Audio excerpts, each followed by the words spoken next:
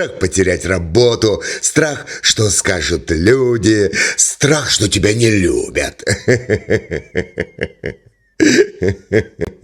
Мир демонов. Таких персонажей, как демонов, я видел даже не десятки тысяч.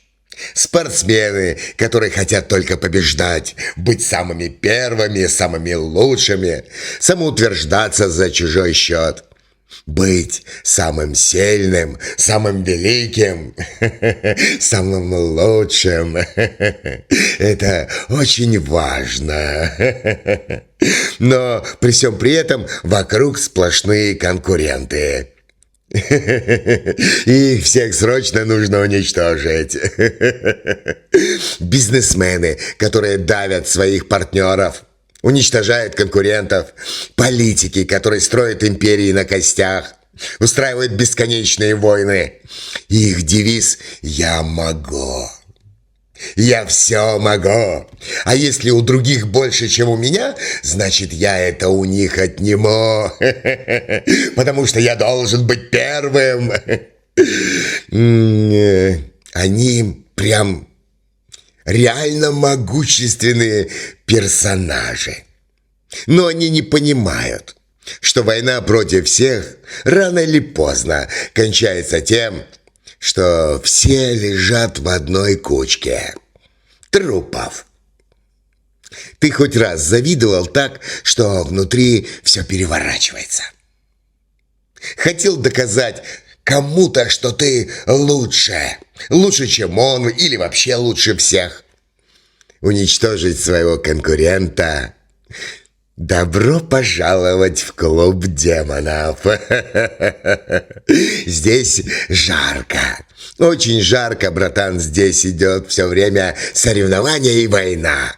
И здесь много таких же, как и ты. Здесь все друг друга ненавидят. И все улыбаются друг другу в лицо. Мир людей. Мир людей – это точка сборки всех миров. Самое интересное место во Вселенной и внутри самого тебя. Потому что здесь есть настоящая свобода. Не абсолютная, но вполне достаточная для жизни.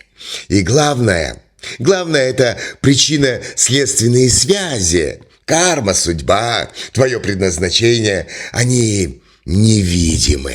И ты можешь выбирать. Ты не видишь сразу, что за удар по морде тебе может вернуться через 10 лет инфаркт.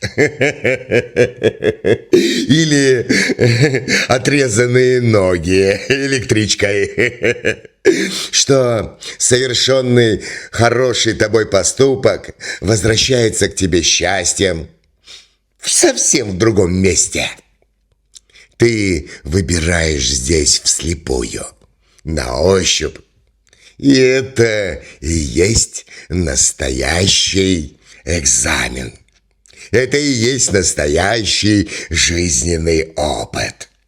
Высший пилотаж настоящей свободы. Это выбирать.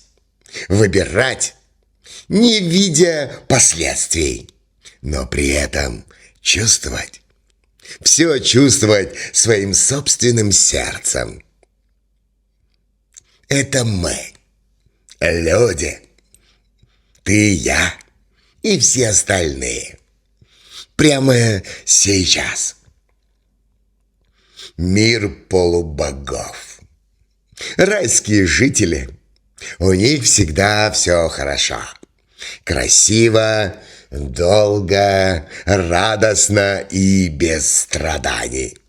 И в этом их ловушка. В раю, мой дорогой брат, не развиваются. Там нет мотивации, там нет стимула. Там можно сидеть миллионы лет в нирване и просто закостенеть.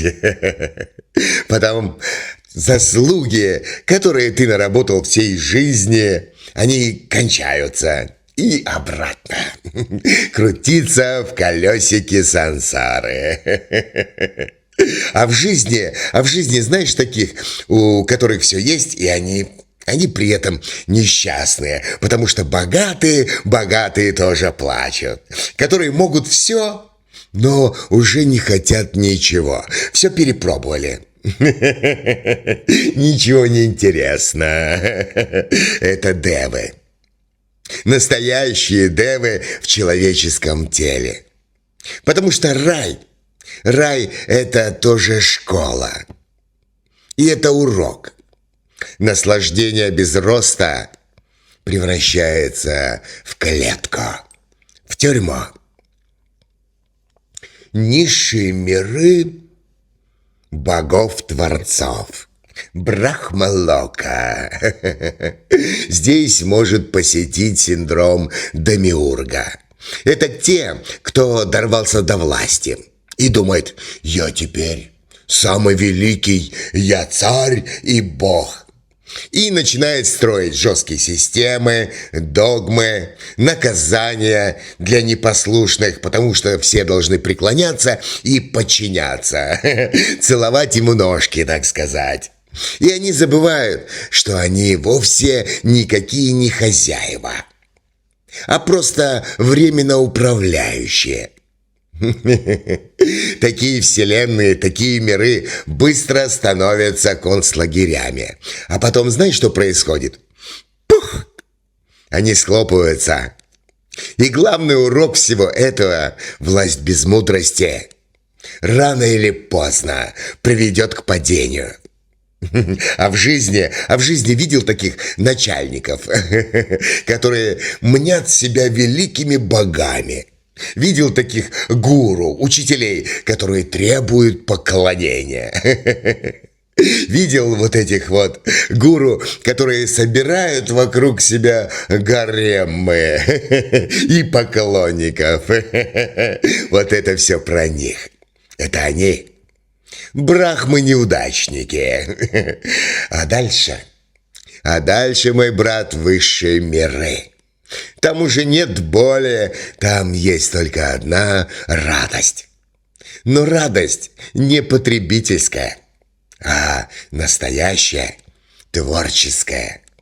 Сваргалока, там, где живут творцы красоты, где музыка, где звуки рождают целые галактики, вселенные.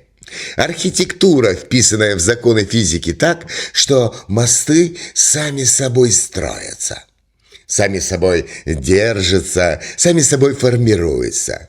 Здесь искусство – это служение. Нет, не я гений, это просто меня посетила муза, и красота течет сквозь меня. Ты хоть раз в жизни писал стихи не для того, чтобы их где-то там опубликовать, а потому что просто не мог писать. Тебя просто прет. Ты когда-нибудь рисовал, не для того, чтобы кто-то купил твои картины, а для того, чтобы просто так, от кайфа. Ты когда-нибудь сажал цветы просто так? Поздравляю, ты на мгновение заглянул в высшие миры. Сваргалоку. А дальше больше. Дальше есть Махалока. Здесь живут маги, риши, и всякие там святые. Те, кто знает, что мысль – это сила. И она материальна. Не просто какое-то там позитивное мышление, а реальная способность менять реальность намерением. Ты когда-нибудь замечал, если чего-то в этой жизни очень сильно хочешь, оно случается. Если боишься, то ты это притягиваешь к самому себе. Это не магия, это чистая физика. Но тут тоже есть свои ловушечки. Можно возомнить себя самым всемогущим и начать развлекаться, творить какую-нибудь чернуху. А знание без мудрости – это как ядерная бомба в руках у младенца, что застрял в песочнице. А дальше это миры служения, где живут бодхисаттвы. Те, кто растворил свое личное «я» в помощи другим. Те, кто живут не для себя. Вообще. Но вот парадокс. Когда ты перестаешь думать о себе, ты получаешь все. Абсолютно все на этом свете. Не для себя, а просто как канал. Ты становишься чистым проводником.